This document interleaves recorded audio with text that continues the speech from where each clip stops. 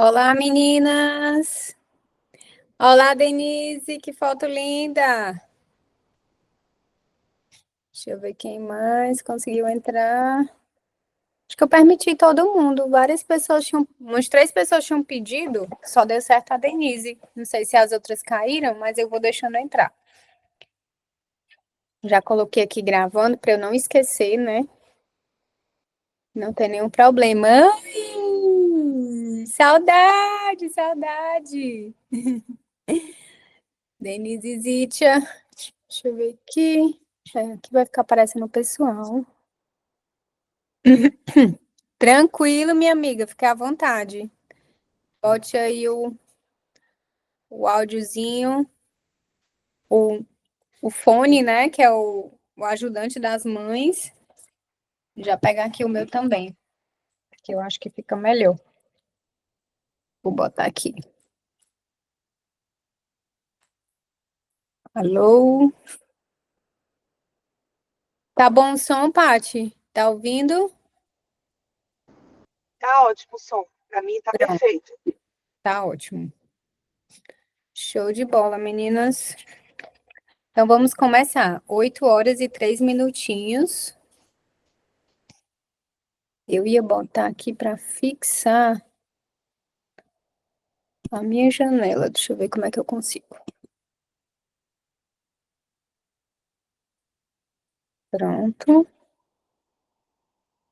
Minha janela tá fixa. À medida que o pessoal for entrando, eu vou permitindo. Então vamos começar. Gente, vamos começar respondendo o resultado da enquete. Tinha que começar todo o clube com a enquete. Olha aqui, tivemos 15 votos para o amor próprio. 7 votos para a altivez e ninguém caiu na do orgulho, né? Mas olha aí, ó, gente, ó, já comecei com pegadinha de vestibular. Olha aí, pegando vocês, ó. Dos itens abaixo, marque apenas um que você gostaria que seu filho tivesse. Eu não chamei nem de virtude, né? Eu não coloquei nem virtudes abaixo, porque na verdade, nenhuma dessas características é uma virtude.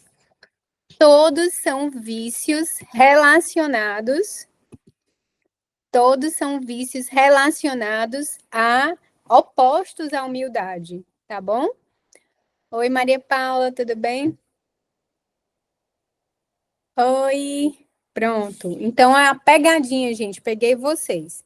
A referência que eu usei para vocês foi a referência do Tratado de Vícios e Virtudes, da Beata Conchita. Eu vou mandar aqui para vocês, vocês vão olhar lá no grupo, tá bom?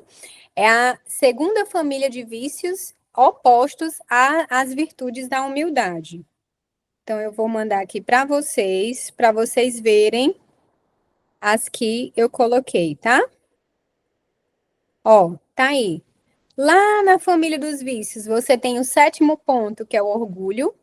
Você tem o 12, que é a altivez e o amor próprio. Gente, daria só uma aula só para falar desses 3, tá? Mas eu escolhi colocar essa enquete para ter a desculpa também de falar um pouquinho dos vícios e mandar um material para vocês, porque são palavras que a gente costuma ouvir muito, né? Ai, fulano tem que ter amor próprio, a gente tem que ter amor próprio. Ah, fulano é altivo, que coisa maravilhosa. Ai, orgulho, né? O tal do pride, né? Do orgulho, não sei o que do orgulho, né? Tudo é orgulho. Então, são coisas que são vinculadas como coisas boas, quando na verdade são vícios, né? E são vícios justamente opostos à nossa virtude de hoje, que é a virtude da humildade. Então, eu vou mandar para vocês esse material anexo, tá? Na página 85 do Tratado de Vícios e Virtudes, só para vocês terem uma ideia. Olha como ela define o amor próprio. O amor próprio consiste numa refinada e delicadíssima soberba que tem aparência de discrição, prudência, necessidade, honra ofendida e outros 1000 pretextos com que adoça seu veneno. Na outra página, só para encerrar, ele fala aqui: o amor próprio detesta a pobreza, a mortificação, a penitência e foge de toda pena, sofrimento e cruz. Cruz com C maiúsculo. O amor próprio foge da cruz e do crucificado, consequentemente, de todo o bem, pois a alma que se separa da cruz, a rejeita, separando-se de Cristo e o rejeita. Então, assim, eu vou mandar essa partezinha do capítulo que fala de amor próprio para vocês. Vou mandar também a parte que fala de altivez para vocês darem uma lidinha. Óbvio, gente, que a gente tem um problema grande em relação à linguagem. Nós usamos muitas palavras no nosso cotidiano com outros significados. E o que eu estou falando aqui para vocês são definições filosóficas, né? Que vem muitas definições do próprio catecismo da igreja, que vem também de outros doutores da igreja, né? Que definiram e estudaram sobre essas virtudes, tá bom? Então, assim, pode ter algum problema de linguagem, alguma coisa, um nomezinho ou outro diferente, tá bom? Mas em essência eles vão dizer a mesma coisa, tá certo? Então vocês podem encontrar de um autor por outro, de um autor para outro, alguma diferença nas definições, mas a essência será a mesma, tá bom? E também a linguagem do cotidiano a gente acaba deturpando também, tá bom? Então vamos começar a nossa virtude, a educação da humildade, que vai combater tudo isso. Deixa eu colocar um tempo aqui, porque senão eu vou embora. Então, vamos lá. Começando com as definições, que sempre vêm para desconstruir aquilo que a gente pensava que era, né? Então, a definição de humildade: reconhece as suas próprias insuficiências, as suas qualidades e as suas capacidades. E aproveita-as para fazer o bem, sem chamar a atenção e sem exigir aplausos. Então, assim, quando a gente fala que a gente quer que os nossos filhos tenham amor próprio, que os nossos filhos tenham ciência deles mesmos, na verdade, o que a gente deseja é que eles sejam humildes, né? Que eles sejam capazes de reconhecer as suas deficiências, os seus defeitos, e sejam capazes de reconhecer também as suas qualidades, né? Sejam centrados na realidade do que eles são, né? É isso que a gente quer. A gente não quer que os nossos filhos vivam numa ilusão em relação a eles mesmos, né? No fundo, é só isso que a gente quer, porque isso vai orientar eles a conseguirem todas as outras virtudes, né? Para você ver. No Conquista das Virtudes, do Francisco Fausto, que eu falo desde o começo do livro, que eu sempre uso para complementar um pouquinho as aulas, ele fala que a humildade é a mãe de todas as virtudes, né? Se nós não somos capazes de reconhecer o que nos falta, então a gente não vai buscar, né? E ele fala aqui: a virtude da humildade ajuda a pessoa a dominar o apetite desordenado pela própria excelência. Um ambiente adequado e por isso cria em parte um ambiente adequado para o convívio entre pessoas. Então, a pessoa que domina a si mesma, ela consegue conviver bem com todas as pessoas ao seu redor. Aí ele continua na mesma página. Abdicação desordenada da própria honra e da própria fama. Desordenada, tá, gente? Sempre prestem atenção. É o apego desordenado à própria fama. Por isso é manifesto que, para sermos humildes, temos que ser realistas, conhecendo-nos tal como somos. Só assim poderemos aproveitar tudo o que temos para fazer o bem. Então, assim, a virtude da humildade, ela é centrada em uma das coisas mais interessantes para a maturidade das pessoas, né? Que é o autoconhecimento verdadeiro, né? Que é realmente a ciência de tudo que somos, né? A verdade é que quando começamos a olhar para nós a sério, percebemos que valemos muito pouco.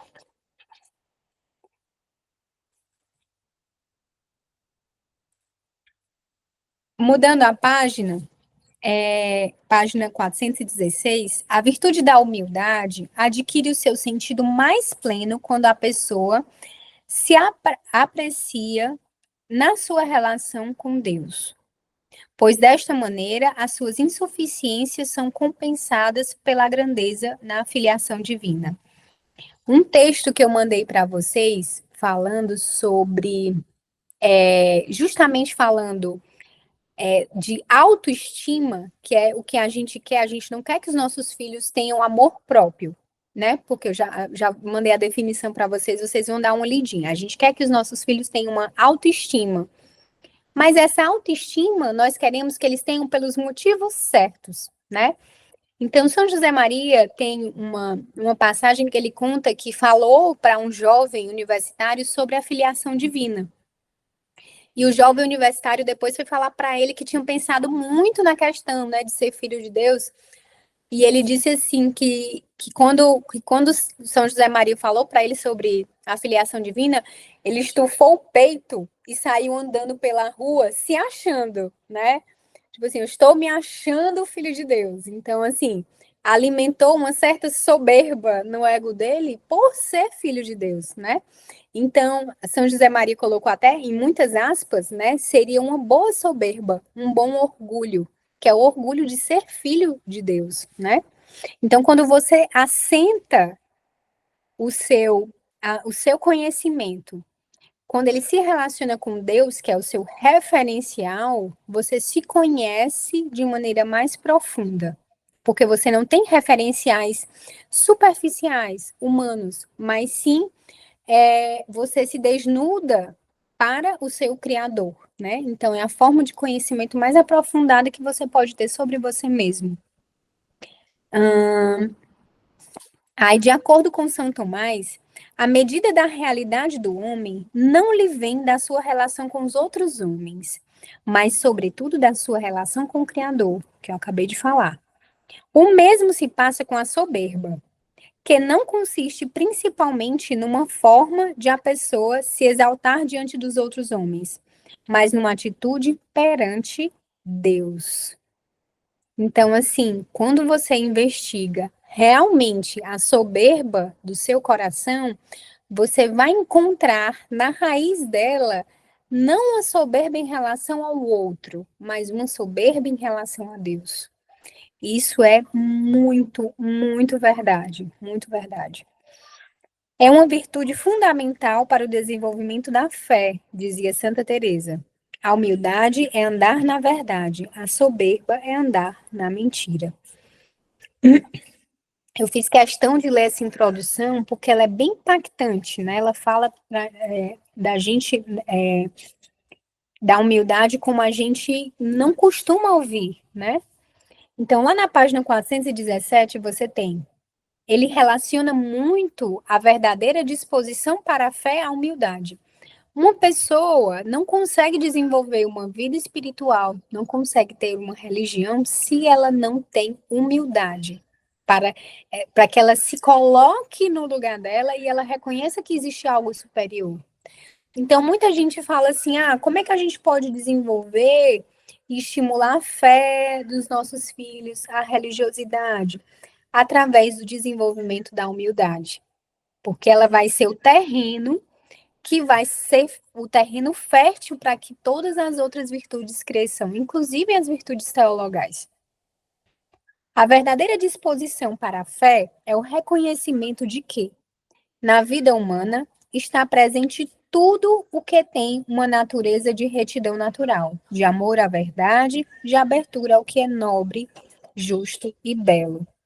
Então, somente se você tiver a humildade, você vai ter a mente permeável, né? A descoberta do que é bom, do que é belo, do que é verdadeiro.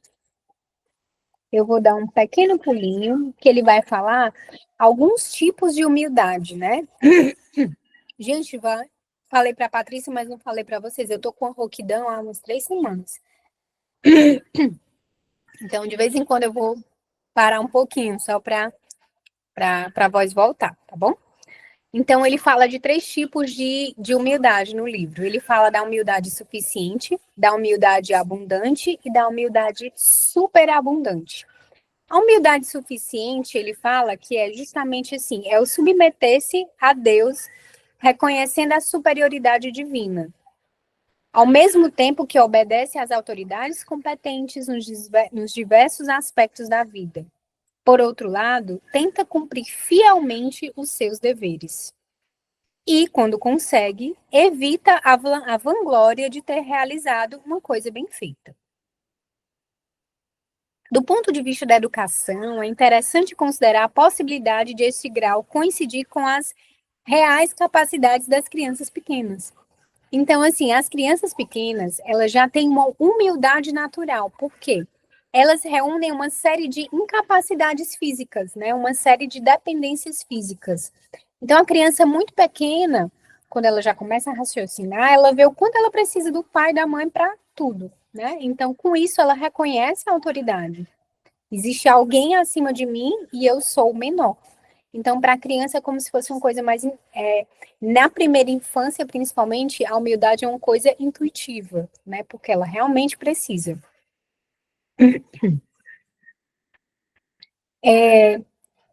Poderá traduzir-se, né? Num medo de Deus e num medo da vida em geral.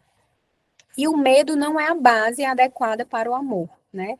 Então, com as crianças menores, não temos que gastar tempo a destacar sua inferioridade. Então, assim, você não tem que perder tempo dizendo, olha, você não consegue fazer isso, você não sabe fazer isso.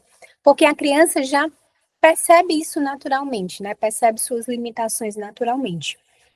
Mas o que ela precisa fazer temos que informar carinhosamente sobre aquilo que fazem bem e aquilo que fazem mal, para poderem apreciar a realidade de forma objetiva e poderem aceitá-la. Então, assim, é importante que a gente diga, nossa, filho, que legal, você conseguiu fazer isso. Mas também, nossa, filho, isso você ainda não consegue, isso você ainda não pode, né? Isso você ainda não tem capacidade. Por exemplo, o uso do celular, né?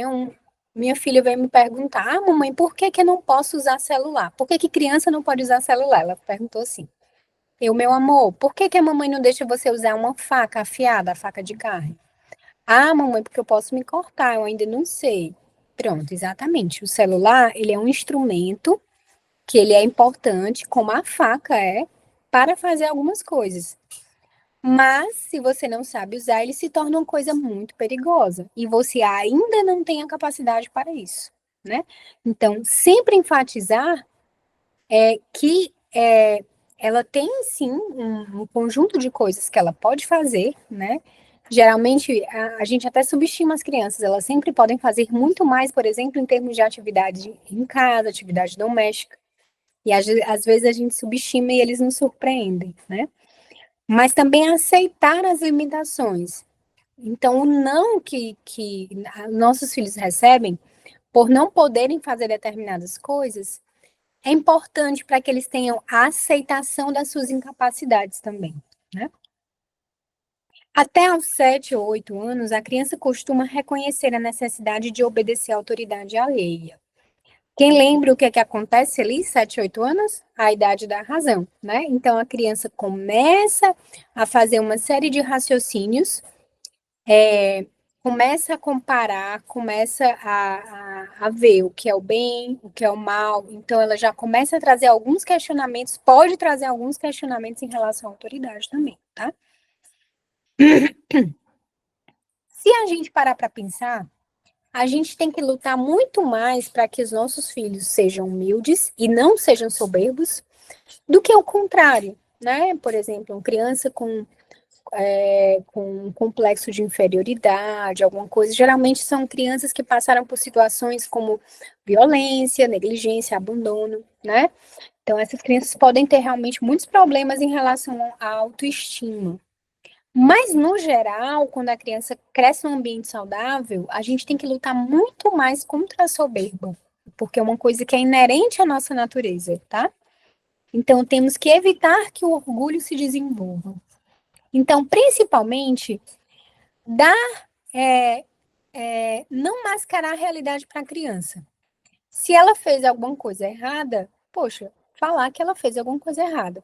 Você tem, infelizmente, até alguns processos de alfabetização que dizem que qualquer erro da criança é como se fosse uma evolução, uma etapa natural do aprendizado. Quando, na verdade, o erro é uma etapa do aprendizado, né? Então, por exemplo, se uma criança escreve uma letra espelhada, você vai dizer, olha, filho, tá errado, né? Não é assim. A letra é assim. A criança apaga e escreve certo. E tá tudo bem. Ela errou, né? Normal. A criança vai dar uma topada na mesa porque não prestou atenção. Então, você diz, ah, a mesa machucou o pé do bichinho. Não, filho, você correu para cima da mesa, não prestou atenção, machucou o pé. Na próxima vez você presta mais atenção. Então, assim, com essa naturalidade, né? Encarar o erro da criança com naturalidade, não tentando mascarar. Porque isso vai ser importante também para que a criança reconheça que ela pode errar, né?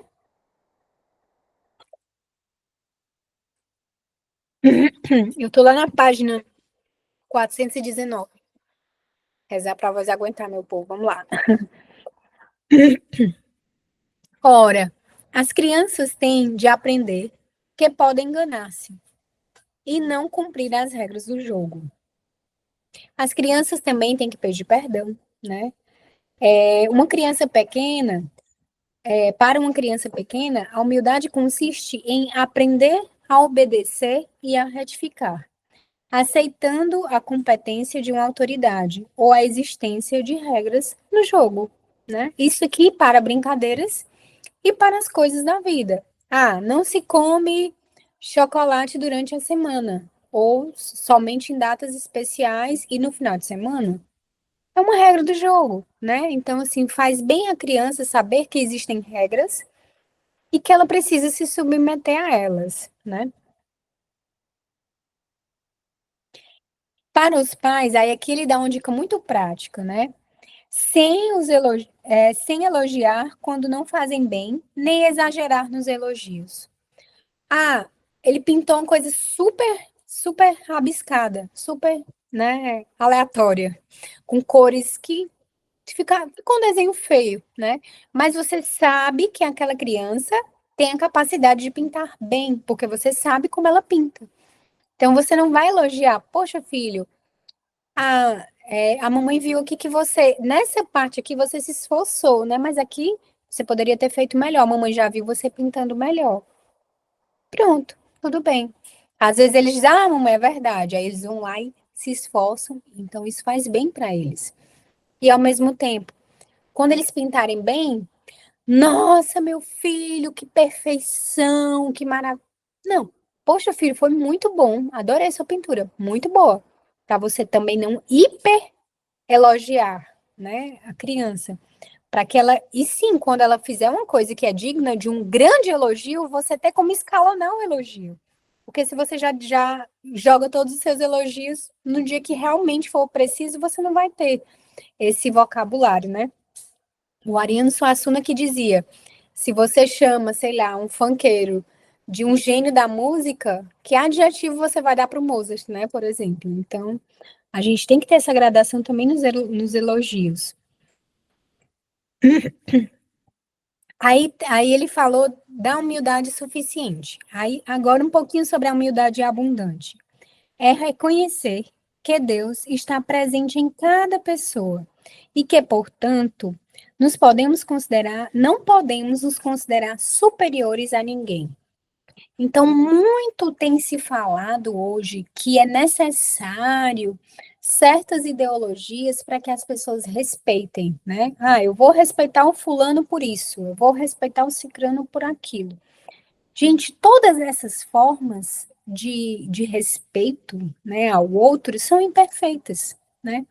Porque se você parar para pensar, a forma mais perfeita de respeito e aceitação do outro é você enxergar Deus no outro, né? Você enxergar o Criador, você enxergar toda a grandeza de que cada indivíduo é, sem justificar por quê. Ah, vou respeitar o fulano porque é isso, vou respeitar o cicrano porque é aquilo. Não. O nosso respeito ao outro, ele vem simplesmente pela definição do outro, né? Existir, de ser um ser humano. Então, você não precisa acrescentar adjetivos para que a gente respeite, né? Então, o pessoal tem inventado mil teorias mirabolantes para que a gente respeite, para que os nossos filhos sejam respeitosos, quando, na verdade, desculpa, quando, na verdade, a Igreja Católica já ensina isso há mais de 2000 anos, né? Como nós devemos, através da atitude da humildade, enxergar os outros. E se você tem a humildade de enxergar no outro o próprio Deus, é impossível que você não respeite, né? Aí lá na página 420 ele fala: o orgulho de preferir a própria excelência à do próximo, a vaidade nas conversas, nos pensamentos e nos gestos, uma suscetibilidade quase doentia, que se sente ofendida com palavras e atos que não são de modo algum um agravo, né? Então, isso aqui é a soberba, né, em relação aos outros. Isso aqui é a definição perfeita de um movimento que tem surgido com grande força, que quer entrar na educação dos nossos filhos, né? Esse orgulho e das pessoas se ofenderem com tudo, até mesmo com tudo que não é ofensivo, né? As pessoas se ofendem com a própria realidade, com a própria afirmação do que é real, né? Isso é uma loucura, né? Embriagados pela soberba. Então, ele também vai falar aqui dos vícios, ou das dificuldades, né? Que fazem com que a pessoa não consiga atingir a humildade. Aí ele vai falar aqui da autossuficiência, uma confiança exagerada nas próprias capacidades. Nunca pedir ajuda, nem considerar que deve ser orientados por terceiros. Deste modo, acaba muitas vezes por ler tudo o que passa pelas mãos, por viver todo tipo de experiência e por ter orgulho na quantidade de saber que acumulou. O saber tem orgulho no muito, o saber tem orgulho no muito que aprendeu. A sabedoria tem a humildade do pouco que sabe. Então, assim, a gente vê muito esse movimento nos adolescentes, né? A pessoa, assim, mal saiu das fraldas, né? Tem o auge dos seus 16, 17 anos, e ela contesta tudo que existe, né? Contesta a autoridade dos pais, contesta a autoridade da igreja, abraça as novas teorias que foram desenvolvidas há menos de uma década, ou 2 ou 3 décadas, e ela se acha superior a toda uma tradição, né? A toda uma tradição educacional, a tudo. Então, fala muito a favor. Isso é um fenômeno que acontece muito entre os adolescentes, né? E que a gente precisa saber como lidar. Aí ele fala aqui, ó. Só um minutinho, gente, para eu tomar aqui uma água, tá?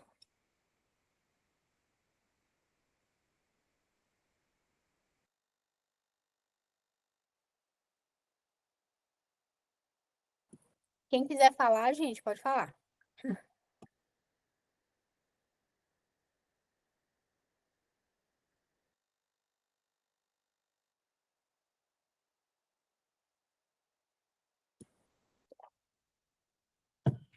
Então, vamos lá. 421, a página que eu tô, tá? Os educadores podem salientar que o jovem não tem capacidade para fazer uma crítica racional nas diferentes posições sobre o mesmo tema, por exemplo. Mas estes exercícios não têm grande utilidade se não tiverem estabelecido critérios, né, sãos quanto à finalidade da própria vida. Então, não adianta, por exemplo, você ter um embate com o adolescente quando ele não teve uma base para isso, né, para reconhecer que existem coisas superiores a ele e que ele não é o dono da verdade. Então, assim, muitas vezes quando os nossos filhos têm uma base e eles estão indo por esse caminho, nós conseguimos orientá-los e eles conseguem, poxa, é verdade, né? Eu não sou. Eles conseguem reconhecer se nós temos esse diálogo com eles, tá? Naturalmente que, se um jovem compreende e assimila que Deus é a verdade, terá mais hipóteses de vir a ser humilde em contrapartida. Se não aceita este fato, a humildade apenas lhe servirá para lhe garantir maior eficácia na, na consecução de suas metas pessoais na sociedade. Então, assim, por que que ele fala tanto da nossa referência com Deus, né? Porque se você tira Deus da jogada, você vai se limitar a ser humilde pelas suas deficiências, né? Não pelo fato de você realmente compreender que você não tem capacidades próprias, né? Que o que você tem lhe foi dado, que o que você tem é um dom de Deus. Então você será humilde porque, eu sou humilde porque eu não estudei tudo isso e eu preciso de ajuda, eu preciso de uma aula, de uma coisa. Mas se eu estudar, eu vou conseguir meus objetivos, né? Então tem muita gente que esse é o norte da sua vida, que a humildade, ela é relativa, né? Ela é relativa e restrita àquele momento onde ela se acha insuficiente, mas ela acha que por si mesma ela vai buscar e atingir a autossuficiência, né? Então, a humildade dela não está consolidada porque ela pela ausência do referencial maior que é Deus, tá? É importante que ele fala aqui também que a gente consiga transmitir para os nossos filhos o nosso amor por eles incondicional, né? Que eles não precisem fazer pirotecnias ou grandes feitos para que eles sejam amados por nós, né? Então a gente transmite isso para os nossos filhos que não importa o que eles fizerem ou deixarem de fazer, nós vamos amá-los, né? Esse amor incondicional ele vai fazer com que eles consigam também ser fiéis a eles mesmos, né? Sem dissimulações, sem viver uma vida dupla, que a gente vai discutir isso mais na parte de simplicidade. Então, lá na página 421, no final, ele fala: os pais têm de apoiar eficazmente a luta dos seus filhos pelo domínio de suas paixões, dando-lhes provas de um amor incondicional, para que eles aprendam a não falar tanto do que fizeram, a aceitar a ingratidão dos outros e a esquecer-se de si mesmos para se darem generosamente ao serviço dos outros por amor de Deus, por amor a Deus. Então, isso daqui, eles vão pegar muito da gente, né? Então, se alguém nos ofende, se alguém é ingrato conosco, qual é a intensidade que nós damos de importância a isso? Poxa, o fulano foi muito ingrato, como é que ele faz isso? Babá, babá, porque de repente não me devolveu uma coisa, um objeto, um dinheiro, enfim. Então, assim, o peso que eles vão ver a gente dando a isso vai também ajudá-los a ter seu julgamento a respeito disso, né? Então, poxa, meu pai ficou. Ninguém pode ser ingrato com meu pai, porque ele ficou muito revoltado e tal. Então, assim, esse não é o caminho da humildade, porque quem sou eu para não poder, para que uma pessoa não seja ingrata comigo? Aí entra aí o meu referencial. Se eu sou muitas vezes, infinitas vezes, ingrata com aquele que me fez, né, com Deus, com aquele que me deu tudo que eu tenho. Então, assim, o meu referencial é fora, né? É a minha interação com o transcendente. Se eu tenho a minha relação só nas relações humanas, é possível ter algum grau de humildade? Sim, né? Mas vai ter um limite, vai ter um teto, tá bom? Aí ele vai falar justamente aqui, ó, das relações com os outros, na página 422. A pergunta a fazer é: como ajudar os jovens a serem humildes nas suas relações com os outros, em especial com os colegas? Gente, é que eu vou abrir um parêntese rápido Aqui na América do Norte, né, no Canadá, nos Estados Unidos, eles têm uma cultura do bullying que infelizmente é muito forte, né? É muito forte a cultura do bullying. E eles têm vários programas que incentivam, né, a combater o bullying. O bullying existe no Brasil também, óbvio, existe no mundo inteiro, né? Mas eu tô falando aqui porque aqui tem casos que são mais emblemáticos. E a forma de combater o bullying nas escolas, na vida dos nossos filhos, é ensinando eles a serem humildes, né? Então ele fala aqui, não se considerar não se considerar superior a ninguém. E isso pressupõe reconhecer as qualidades dos outros, talvez ocultas, né? Então, por exemplo, é muito comum um adolescente que, por exemplo, é muito desenvolvido fisicamente, ele joga futebol muito bem. Então, ele tende a não reconhecer as qualidades que destoem disso, né? Então, ele vai só reconhecer aquelas pessoas que jogam muito bem. Então, quem for um atleta, quem jogar bola bem, ele vai reconhecer, e os outros ele vai tender a achar que são inferiores a ele. Então, assim, se a gente não ensinar desde cedo os nossos filhos a reconhecerem as qualidades das outras pessoas, vai ser difícil eles fazerem esse exercício também na adolescência. Óbvio que a gente vai também tentar na adolescência, nunca é tarde, né? A gente que tem que fazer, a gente tem que fazer isso com a gente, né? Mas a gente facilita a vida deles se a gente já começa.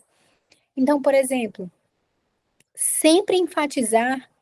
Óbvio que a gente tem que fazer o possível para evitar falar mal das pessoas, né? E sempre que for falar, falar bem, buscando as qualidades de cada um, né? Então, por exemplo, a fulaninha tem uma amiguinha. Opa, 30 minutos, certo. Então, a fulana, nós temos uma amiguinha, por exemplo. Só um minutinho.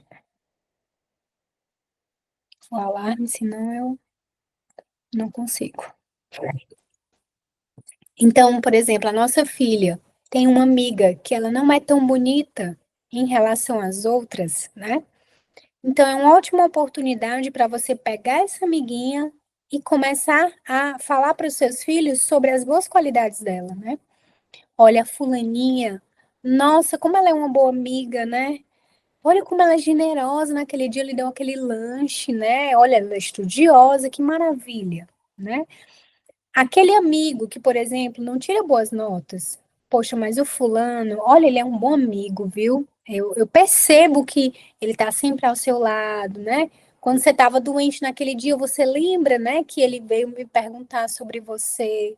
Nossa, como ele é generoso, né? Então, assim, fazer o possível para destacar as qualidades que possam ser muitas vezes ocultas, né? Nos amiguinhos e nas pessoas do nosso convívio, tá? Isso vai fazer com que eles tenham esse exercício, né, na vida e que eles possam fazer isso também no futuro, quando eles quiserem criticar uma pessoa, a gente também entrar nessa mediação. Mas, poxa, fulano tem coisas boas. Vamos prestar atenção? O que é que seu amiguinho tem coisas boas, né? Então, essa mentalidade, sim, que ela é efetiva para combater, por exemplo, coisas como o bullying.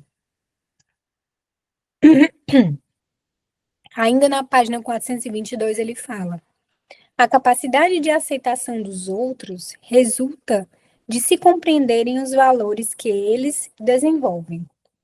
O que significa que é importante ajudar os jovens a admirar os dotes naturais e sobrenaturais das outras pessoas. Então, é muito importante que a gente faça esse exercício contínuo com os nossos filhos, né? Esse exercício contínuo de ver o lado bom das outras pessoas. Página 423. É importante ensinar os jovens a interessar-se pelos outros, pelo fato de os outros serem interessantes. Isso aqui é muito legal, porque assim, cada pessoa tem uma vida, cada pessoa tem uma história, né? Então, nas nossas relações com os nossos amigos, é importante que a gente se interesse pela vida do outro, né? Então, quando você está numa mesa, poxa, fulano gosta sei lá, pintar. Poxa, fulano, tu gosta de pintar? Como foi que começou isso, né? E aí, que tipo de pintura tu gosta? Que tipo de artistas? Você demonstrar o real interesse pela história do outro, pela biografia do outro. Porque às vezes a gente tende a cair naquele lugar comum de, por exemplo, ah, fulano, eu gosto de pintar. Aí, ai, fulano, eu também gosto de pintar. Ai, eu pinto também, não sei o quê. Então, muitas vezes, a vida do outro acaba sendo um pretexto para você falar da sua própria vida, né? Então, a gente tem que se policiar em relação a isso. Porque a gente deixa de conhecer a essência dos outros, das outras pessoas, por querer expor demais as nossas coisas. Óbvio que vai ter um momento, né? Aqui teve um dia que eu achei bem interessante, uma característica. A gente estava num grupo de pessoas, assim, de canadenses, de jovens, né, que entraram na residência junto com meu marido, e teve esse momento, né? Cada um foi falar um pouco da cidade que vinha, né? E o meu marido já tinha falado do Brasil. E eu tava assim do lado dele, né? Acabou que ele achava que sim, não, ele representou a gente. Mas aí, quando terminou assim a rodinha, aí uma delas olhou para mim e disse assim: E você, Yumara? Me fala, o que que você tem, o que que você gosta de fazer? Mas eu achei tão interessante porque assim, ele já tinha falado do Brasil, né? Já tinham passado assim uma vez, mas ela quis falar comigo, né? Para me trazer para a conversa, né? Então, assim, eu me senti valorizada, né? Eu me senti, poxa, ela quis saber sobre mim, né? E ali se desenrolou uma série de conversas, de assuntos, e ali foi muito bom aquele momento. Então, a gente sempre tem que se policiar para nós sermos essas pessoas que têm interesse genuíno pelo outro, né? Isso, gente, não tem jeito. A gente tem que se policiar mesmo, né? A gente tem que sair de casa. Olha, eu vou para uma festa. Hoje eu vou falar menos de mim e vou querer saber mais do outro, né? Conhecer mais do outro. E a gente vai se surpreender, porque as pessoas têm coisas maravilhosas para contar das suas vidas, né? E os nossos filhos vão perceber, né, que nós somos bons ouvintes, que nós nos interessamos pela vida dos outros, pela biografia, né? Por quem eles são de fato, né? Essa delicadeza, né, de ouvir o outro. Isso é uma virtude assim. Essa delicadeza no trato com o outro. No fundo, a pessoa que é humilde nas suas relações com os outros é a pessoa que sabe que pode aprender com eles, que procura as suas qualidades e esquece os seus defeitos, né? Então, não confundam, tá?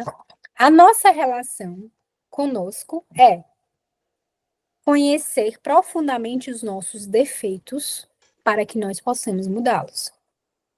A nossa a nossa conduta em relação ao outro é conhecer profundamente as suas qualidades para admirarmos e, se possível, esquecermos os defeitos, tá bom?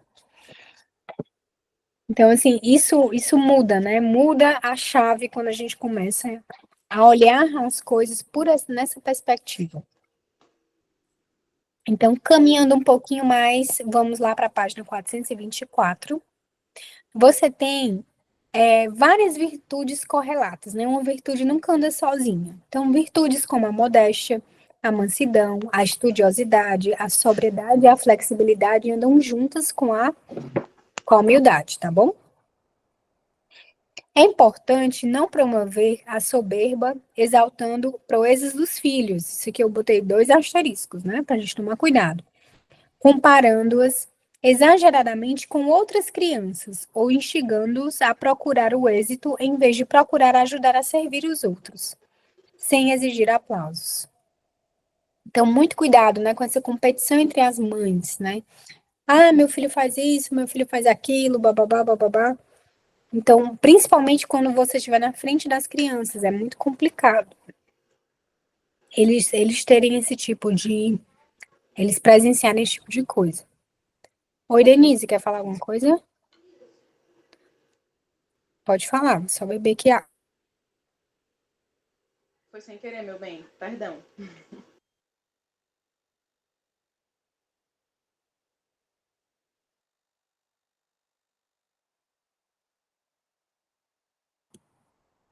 Pronto, gente. Então, seguindo. Lá na página 424, ele vai falar da modéstia, né? Que permite controlar a tendência de chamar a atenção.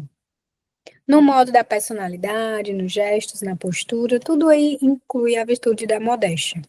Aí ele fala da mansidão, permite obedecer e evita a ira descontrolada. A estudiosidade, que permite controlar a tendência do apetite para o conhecimento por excesso de curiosidade, né? Então, aquela pessoa que vê 1000 vídeos, 1000 coisas e não consegue sentar para estudar um tema, né? Então, assim, poxa, eu vou estudar um tema hoje, né? Então, eu vou pegar, por exemplo, aí o Mara falou sobre a humildade e falou sobre o vício do amor próprio. Então, eu vou com profundidade, né? Pesquisar sobre isso. Então, isso é estudiosidade. Estudiosidade não é você ver milhões de coisas e não se aprofundar em nada. Isso não é, né?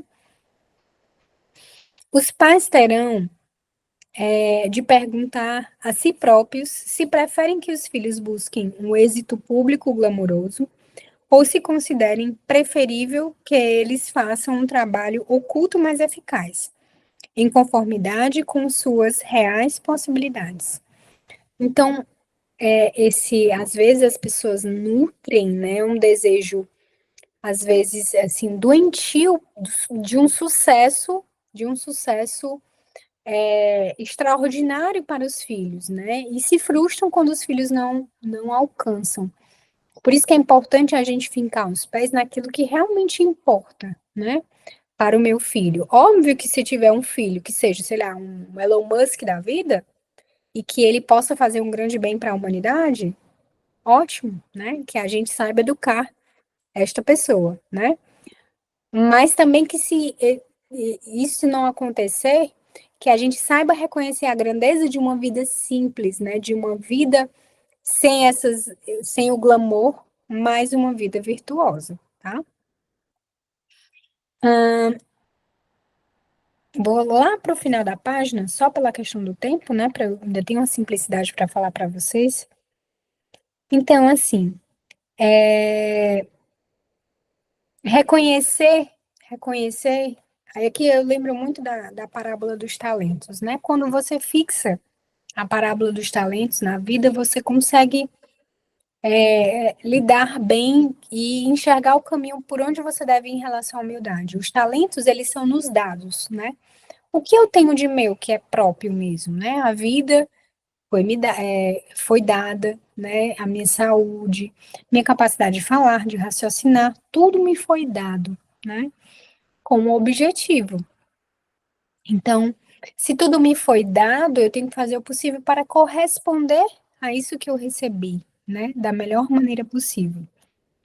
Só quando se captam as reais insuficiências pessoais se torna possível alcançar o mais elevado grau de humildade. Então, eu percebo os meus talentos, percebo os meus dons, mas também consigo vislumbrar com detalhe, com profundidade as minhas insuficiências. Aí, nesse momento, eu serei verdadeiramente humilde, né? O próximo capítulo, ele vai falar no final, para finalizar, da humildade superabundante, que é quando você consegue, aqui, assim, é uma profundidade um pouco maior, porque ele vai falar também da questão dos santos, né? A humildade alcança sua máxima perfeição nos homens que se consideram piores que os outros. Todos os santos se consideraram grandes pecadores. Esta consideração tem fundamento objetivo no poder da graça de Deus, sem a qual, por um lado, ninguém seria capaz de agir sempre com toda a retidão. Então, assim, quando você mergulha, né, mais profundamente em quem você é inevitável você cair no vislumbre de que você é uma pessoa que tem uma série de deficiências, que tem uma série de defeitos, e que também seria capaz de cometer ainda muito mais, né? Então, assim, quando a gente constrói, tenta mudar, tenta ter uma vida de virtudes, Que isso não nos suba a cabeça para que a gente. Aí já vem entre a soberba. Estou estudando virtudes, né? Serei uma pessoa virtuosa. Quando, na verdade, nós estamos no mesmo barco e a nossa luta deve ser também não esquecer o que de fato nós somos, né? Que, que a gente também só consegue qualquer coisa com a ajuda da graça, né? Se nos faltar a graça, nós somos capazes das piores coisas, né? Nós somos capazes dos piores crimes, né? Das piores loucuras que a gente vê por aí. Então, ter essa consciência nos ajuda a fincar o pé na realidade também, tá? Aí veio a autoavaliação. Alguém pode comentar, gente, a autoavaliação?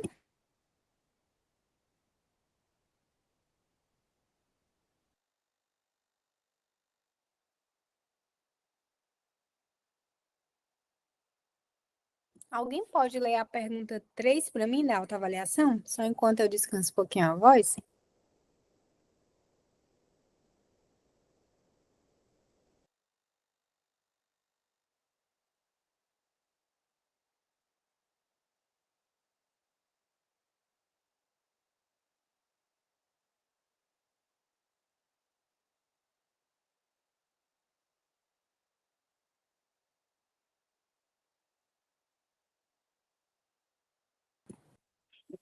Peguei todo mundo despreparado, né, gente? Tudo bem. Pode falar, então, com três.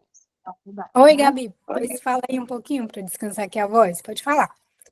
Em geral, não me compare com as outras pessoas. Pelo contrário, tente conhecer e conhecer o grau de aperfeiçoamento que alcançou de qualidade e esforço nesse sentido.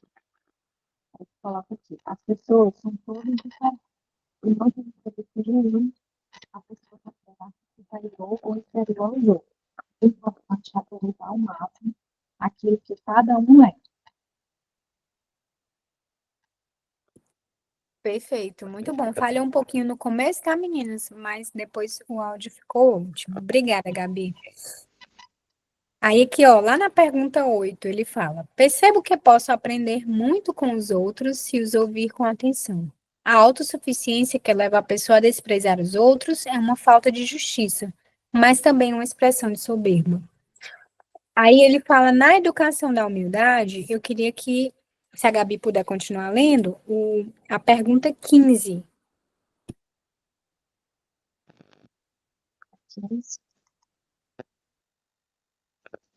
Ensino os jovens a refletirem sobre os seus erros, a fim de retificarem ou pedirem perdão quando for necessário. Muitas vezes, a atuação dos educadores pode resumir-se a exigir uma reflexão, fornecer informações claras, curtas e concisas, e fazer perguntas para obrigar a pensar. Gente, eu acho que essa é uma das coisas assim que mais está em falta, né, ultimamente, que é você fazer as pessoas pararem para pensar, né? Então, poxa, por que que você está fazendo isso? Por que que você está agindo assim? Por que que você está usando essa bandeira? Ah, por que que você está defendendo esse tipo de ideia? De onde é que veio isso, né? Porque através dessa reflexão, as pessoas, principalmente os jovens, eles vão começar a raciocinar realmente diante da realidade, né? Então, hoje o que mais tem é você engolir uma série de coisas e não parar um minuto sequer para pensar, para raciocinar, tá bom? Agora, a pergunta 20, Gabi. Explorar a Gabi agora. Ajude os jovens a ultrapassarem os seus fracassos quando passam por momentos em que têm a tentação de se subvalorizar.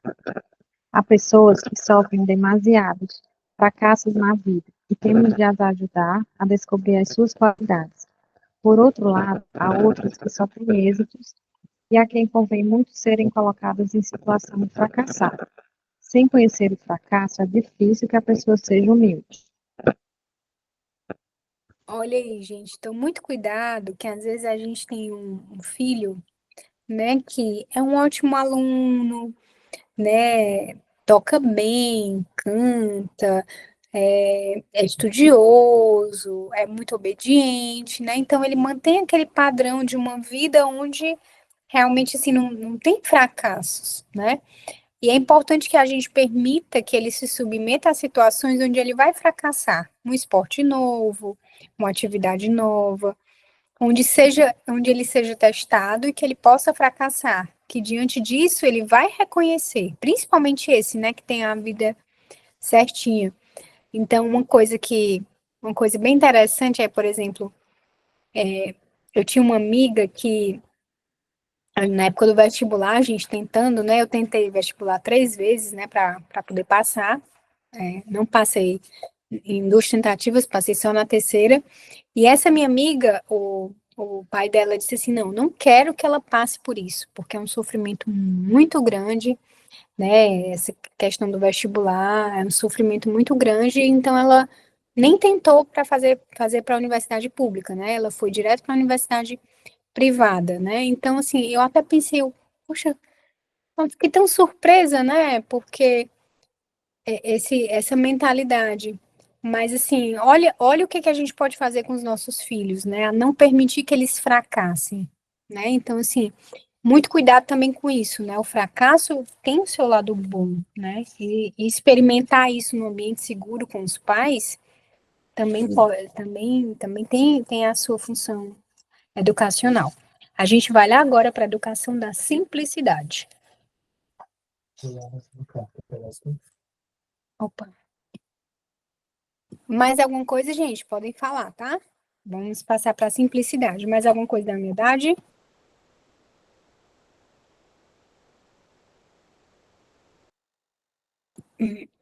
Então, vamos lá. Começar com a nossa definiçãozinha lá na página 433. Tenha o cuidado de que o seu comportamento habitual no falar, no vestir, no agir, esteja de acordo com as suas intenções íntimas, de maneira que os outros possam conhecê-lo claramente, tal como é. É a velha questão, assim, assim, você traduziria um dos sinônimos da simplicidade seria você ter uma unidade de vida. Seria você agir, se vestir, falar, viver como você realmente sente, né? O que está dentro do seu coração, ele ser exteriorizado, né? Esse é um dos conceitos de simplicidade.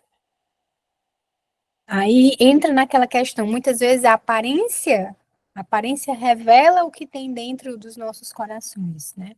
A virtude da simplicidade é uma expressão da atitude autêntica da pessoa. A autêntica é aquela pessoa que tem o devido valor humano.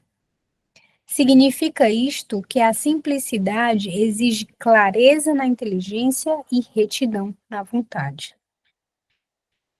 Quando você fala simplicidade, vem realmente do simples, né? Do descomplicado, né? Então, o que eu sou, o que eu sinto, o que eu penso, é a forma como eu vivo. Eu não preciso fazer malabarismos, né, para disfarçar o que eu sinto, o que eu penso, né? Então, coisas que vão se contrapor à simplicidade é a ironia, o pedantismo, a hipocrisia. E tem também vícios como o excesso. O excesso de simplicidade, ele cai em um vício que seria a ingenuidade.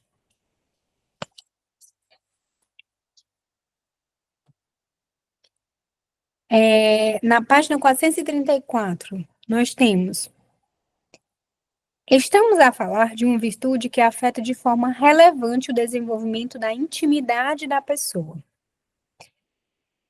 E não se trata apenas da intimidade, mas também, de um modo especial, da concordância entre o agir e aquilo que a pessoa tem no coração. Opõe-se à duplicidade, né?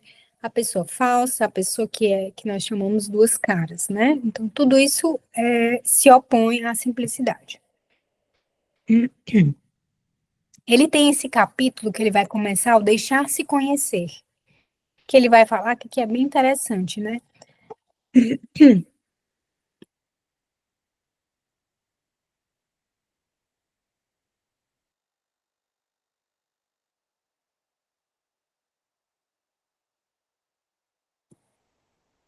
O deixar se conhecer é muito interessante, porque às vezes a gente, por medo, né, de decepções, de relacionamentos, a gente acaba se fechando e muitas vezes deixa de revelar para os outros quem nós realmente somos, né? O que pensamos, algumas fraquezas, sim, né? Algumas qualidades, a gente acaba se fechando. E com isso a gente começa a viver num mundo de relações muito superficiais, né? Principalmente nessa era agora onde você tem rede social. Porque são formas de interação diferentes, tá, gente?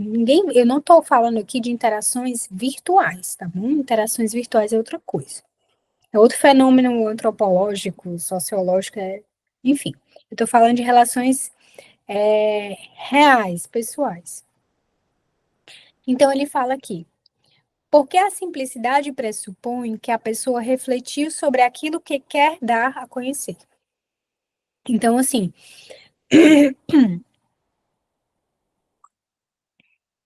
só um minutinho, gente.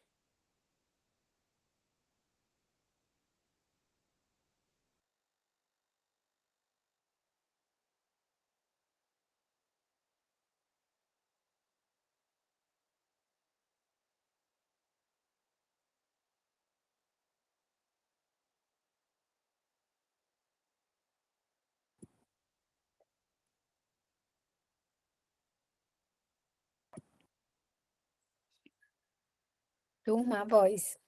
Mas vai dar certo, vamos lá. Estamos na página 434. Então, assim, quando você fala assim, Ilmara, mas eu vou me dar a conhecer, como assim? Vou sair, vou chegar para a Roxana e falar minha vida todinha, toda a minha intimidade, toda. Você vai fazer isso, mas guiado também pelo princípio da prudência, né? Primeiro, é prudente que eu revele certos acontecimentos da minha vida para aquela pessoa, naquele momento e daquela forma, né? Então, guiado pelo princípio da prudência, você vai dar-se a conhecer, né? Então, você vai ver o que da sua biografia será exposto. Ilmara, você vai editar, né? Você vai colocar só o que é bom. Não, gente.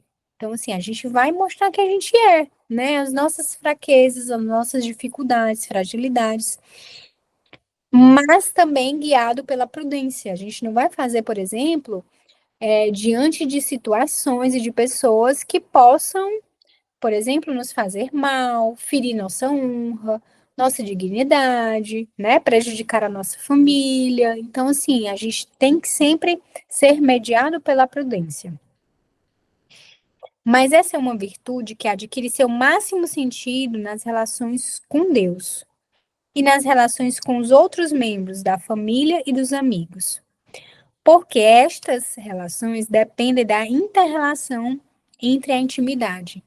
Então, muitas vezes, a gente não revelar a nossa intimidade, né, para os nossos amigos, para os nossos familiares, isso acaba nos afastando das pessoas, né? Então, a gente tem que estar sempre atento a essa possibilidade de nos abrirmos ao outro, né?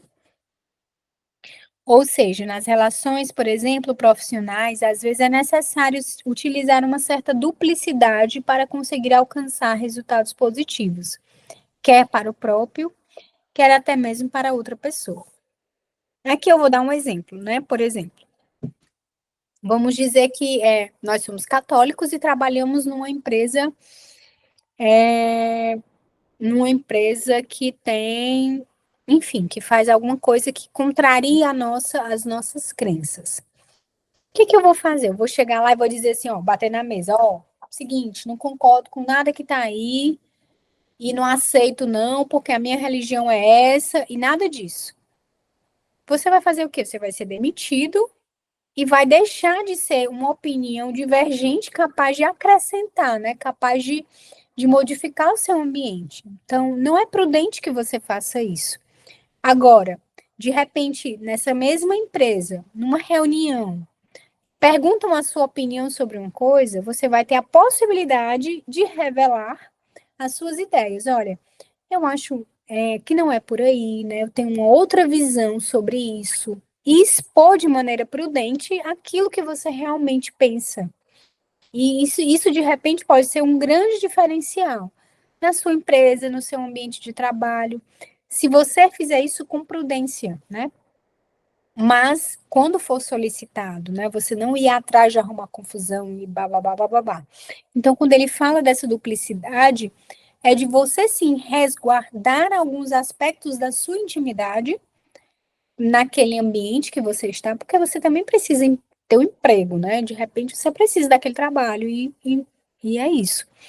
Mas também você pode ser um agente de mudança se você for prudente e usar isso no momento certo, né? Temos de nos deixar conhecer para podermos ajudar os outros a melhorar e podermos melhorar nós também, né? Então, quando você fala, poxa, eu era muito assim também, eu tive muita dificuldade nisso e aquilo, poxa, o que você fez para melhorar, né? Muitas vezes as nossas amigas, os nossos familiares, eles querem um exemplo concreto para que a gente possa, para que possa fortalecer o outro, né? Então, por exemplo, às vezes a gente acha que figuras como, sei lá, a Sâmia, a Laís, Salles, enfim, algumas mães do Instagram famosas, a gente fala, não, a vida delas ali é impossível, não é um negócio assim, é mentira, bababá, bababá. E de repente, quando você tem uma amiga, poxa, eu fiz a mesma coisa que ela, tu acredita? Eu tentei mudar isso aqui, deu certo. Então, essas pessoas, a gente acaba com a nossa vida, o nosso exemplo, ajudando também os outros, né? Então, revelar a intimidade diante disso pode fortalecer os outros e ajudá-los, sim, né? Então, é um momento que é muito saudável.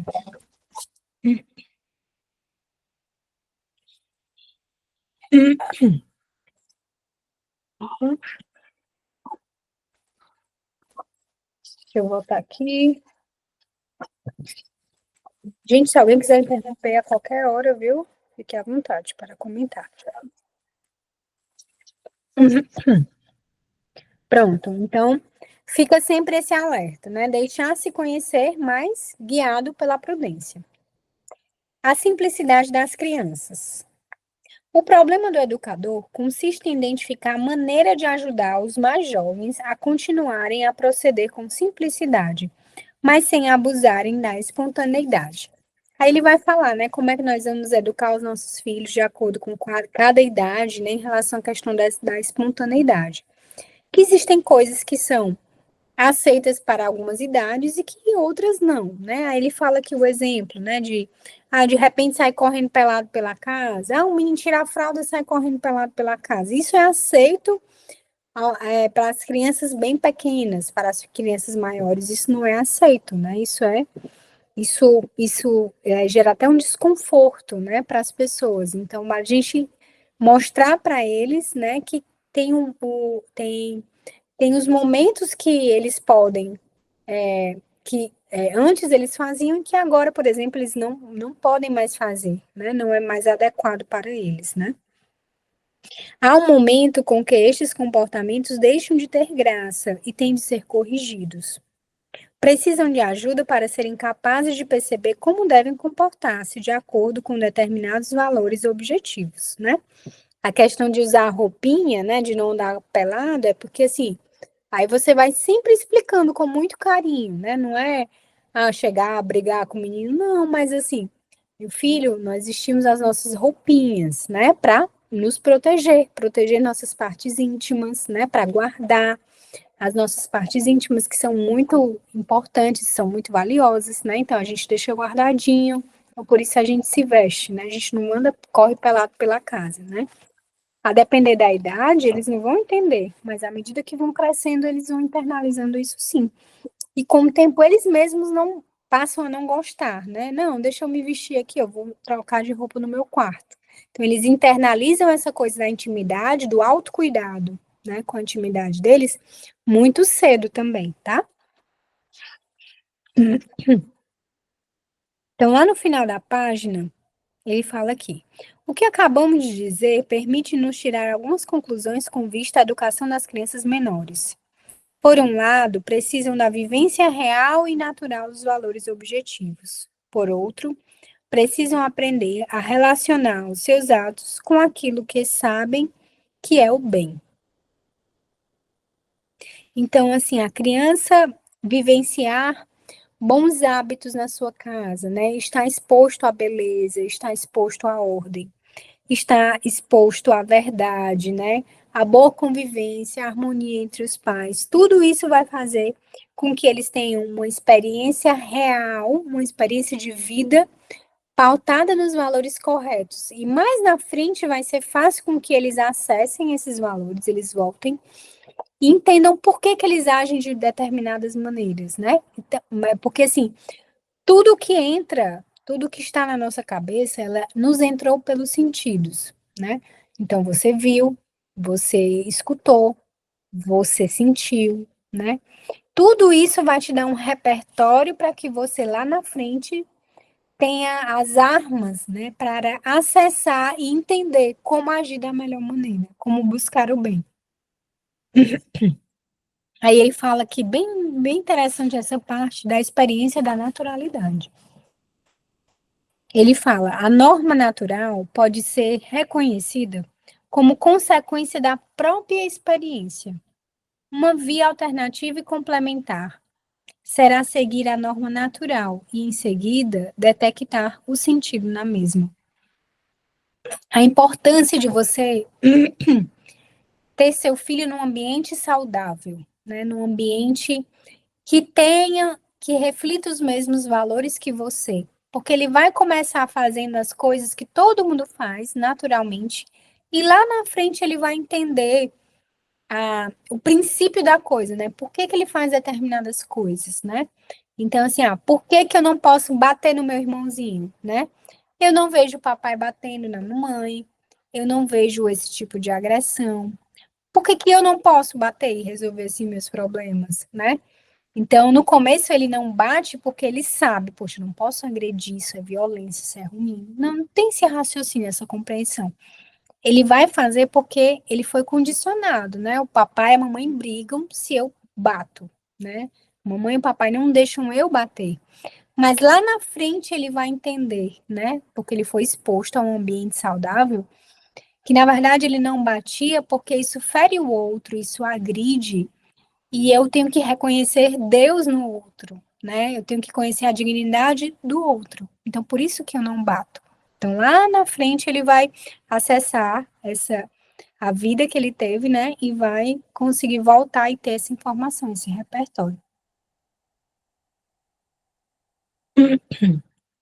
A criança pequena pode captar o valor da beleza, convivendo desde muito cedo com objetos belos, objetos visíveis, como as cores e as formas, sons harmoniosos, como o vento, o canto dos pássaros, uma música produzida por seres humanos, em formato simples, numa canção entoada pela mãe, ou em formato mais complexo, numa obra musical.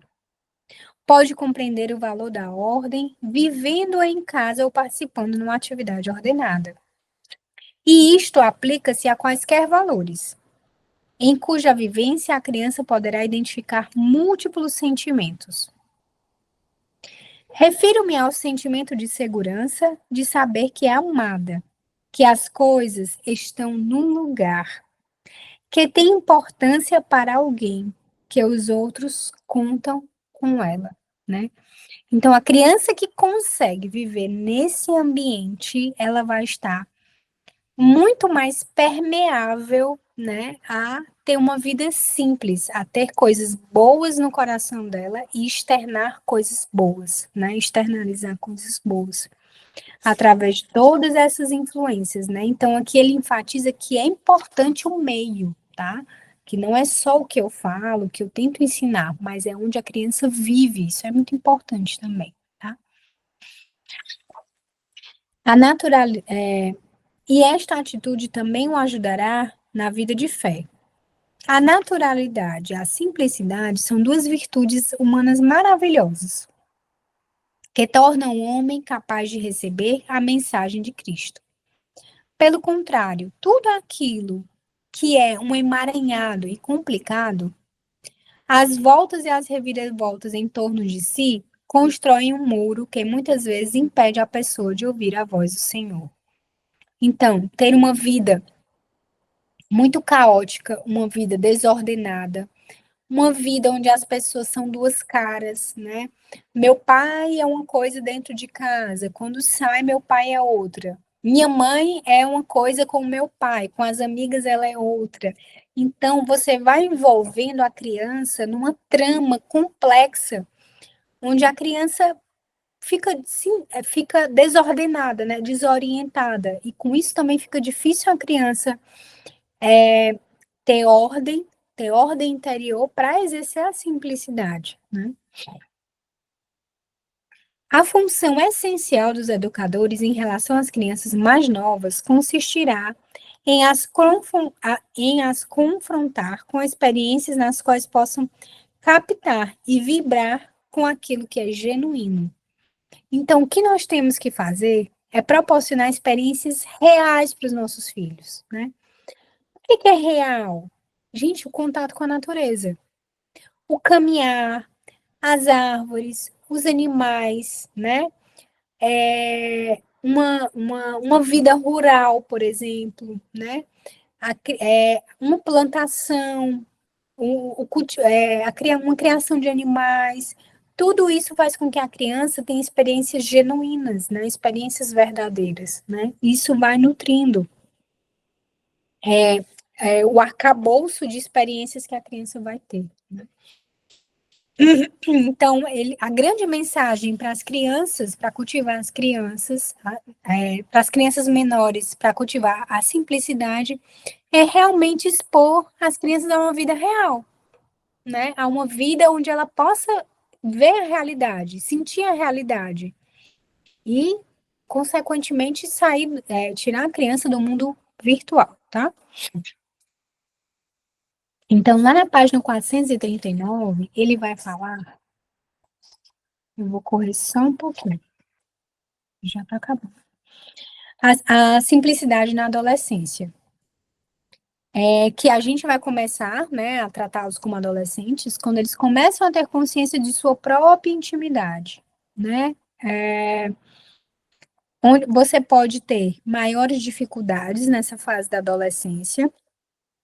E você vai precisar também ter duas virtudes, assim, bem afiadas, que é a virtude da veracidade.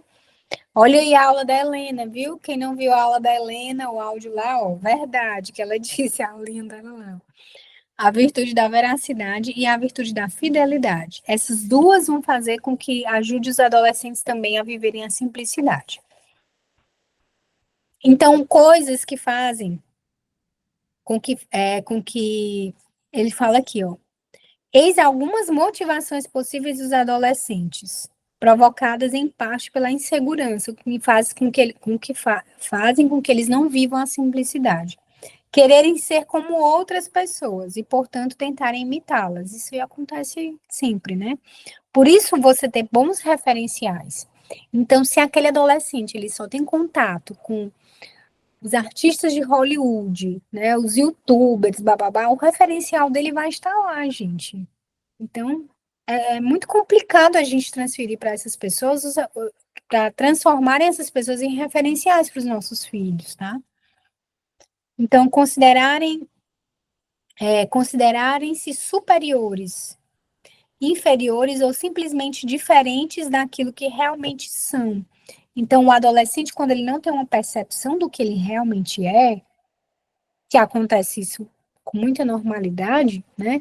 Ele também tende a não viver a simplicidade. Então, uma coisa que é muito interessante desde cedo é o exame de consciência, né? Fazer com que os nossos filhos, antes de dormir, eles possam fazer um exame de consciência. O que eu fiz de bom?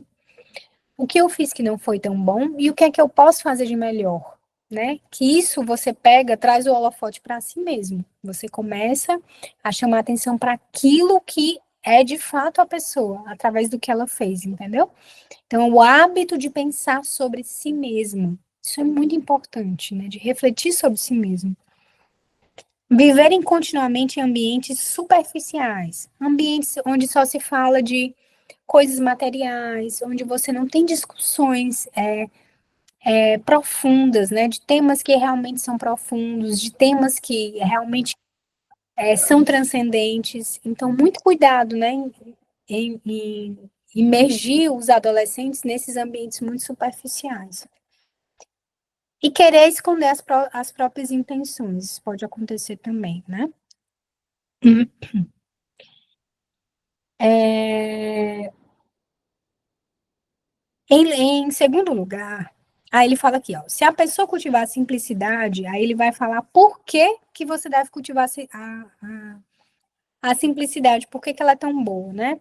Porque você vai ter uma abertura aos valores permanentes, você vai ter boas relações com os amigos, com a família, você vai ter uma motivação que vai fazer com que a pessoa queira se desenvolver, uma pessoa que é simples, ela vai ter uma abertura a cultivar outras virtudes, a ter o desejo de sempre melhorar.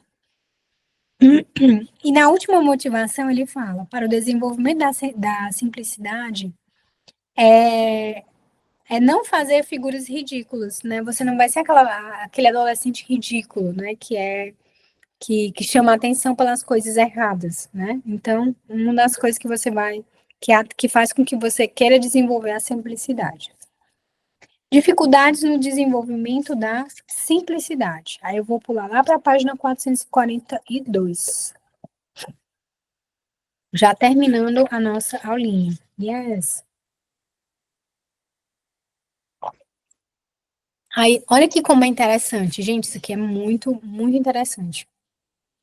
442. Opa, gente, tô devendo aqui o pessoal. Pronto. Ele fala, simplicidade, como agir, dificuldades no desenvolvimento da simplicidade. Ele fala, em relação ao vestir. Ele fala em relação ao vestir, ao falar e ao agir, né? Então, ele fala ao vestir, querer parecer mais rico, mais pobre, mais jovem, mais velho, ou simplesmente diferente do que se é. Gente, toda pessoa que quer fingir ser algo que não é, nos provoca um desconforto. Isso é da natureza humana, porque a mentira nos provoca desconforto. A nossa alma tem uma inclinação para a verdade. Então, quando você fala, existe uma onda na nossa sociedade de querer nos empurrar que coisas são o que não são. Aí você diz assim, mas isso é preconceito, não sei o quê. Não, gente, isso é o desconforto inerente à natureza humana. Tudo aquilo que é falso, que aparenta ser o que não é, provoca desconforto, tá? Então, o fato de eu sentir desconforto por isso não me faz uma pessoa preconceituosa, tá bom? Óbvio que eu não vou agir guiado pelo meu desconforto. Mas o desconforto sempre vai agir, porque diante do falso é a reação natural da nossa natureza, tá bom? Então nós não podemos lutar contra isso, né? A mentira causa desconforto, ponto, né? É o caso do sujeito que, sabendo que vai a um jantar relativamente formal, onde os homens vão de gravata, aparece propositalmente vestido da forma menos convencional possível, né? Em relação ao falar, querer parecer muito inteligente, né? Citar muitos autores que não leu, livros que não leu.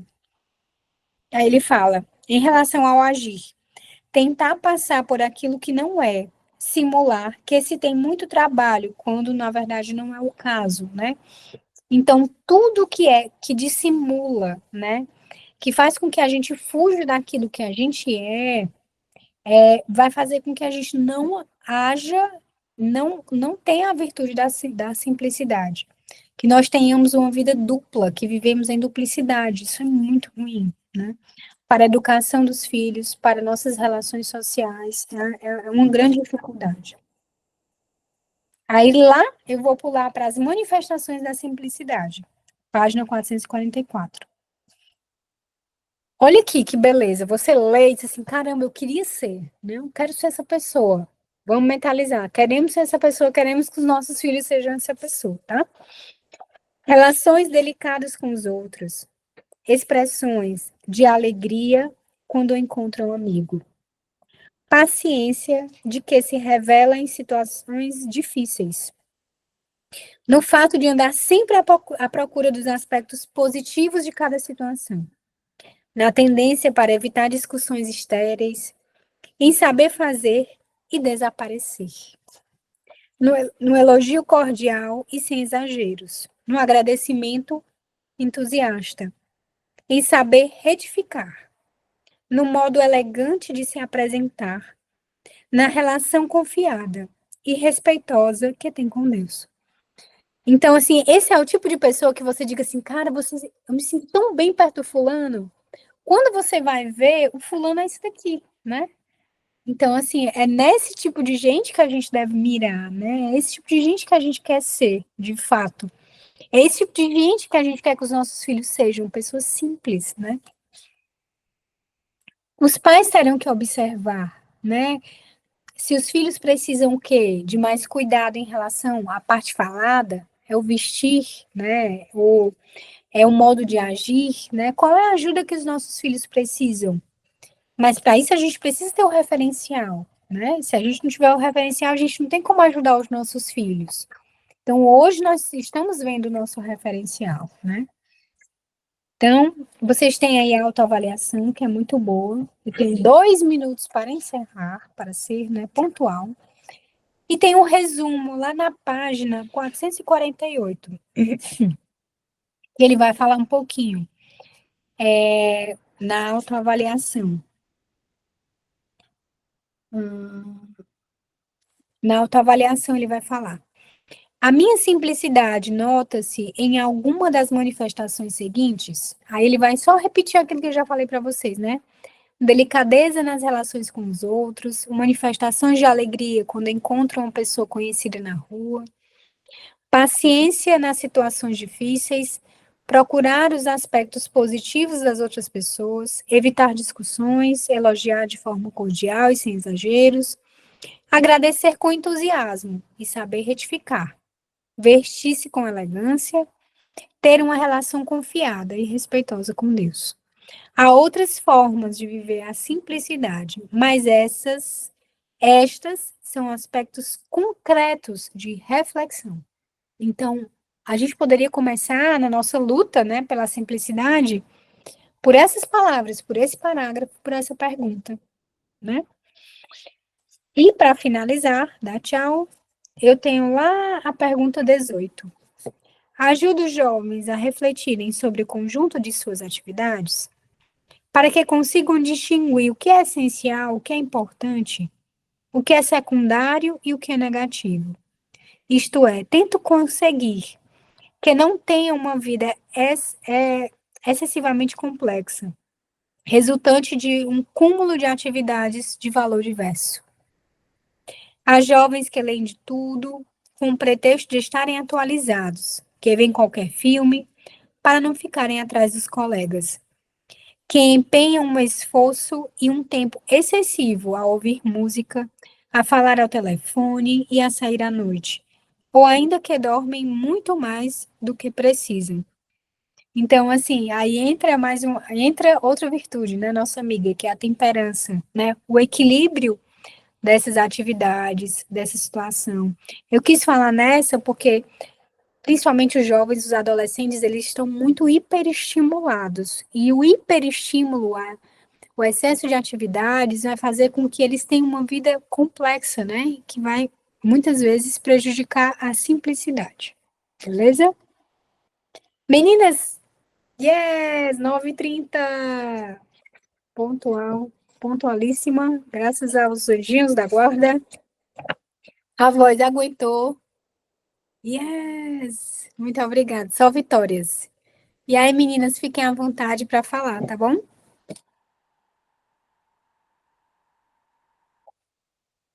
Perguntas? São duas virtudes bem, como é que se diz, desafiadoras, né? Para a gente nesses tempos.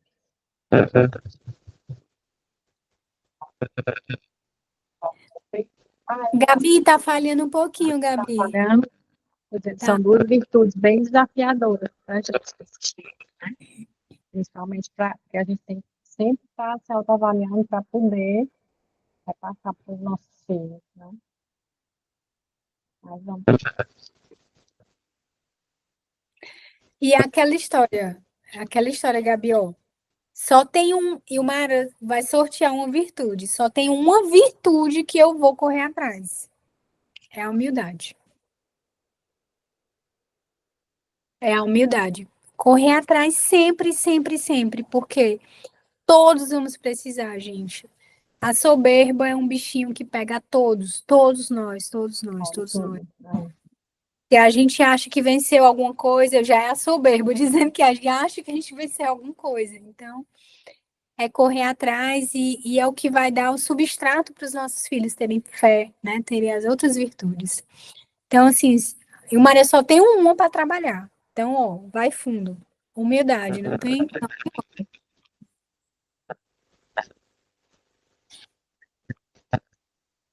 Mas alguém está tentando falar e não tá saindo? Alô?